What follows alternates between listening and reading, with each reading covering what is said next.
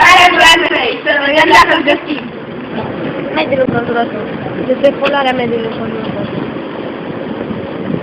Am o părere rea, deoarece oamenii, multă lume merge cu mașina și ar fi plăcut să meargă pe jos, deoarece mediul înconjurător se destramă pe baza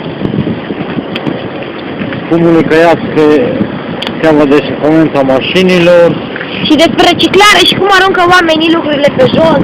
Da? Face mare mizerie, deoarece lumea nu respectă curățenia, se aruncă pistoace de țigări pe jos și hârtii și pom și tot ce au la mână și au un comportament tare ciudat. Mulțumesc. Unele persoane aleg să arunce deșeurile pe jos.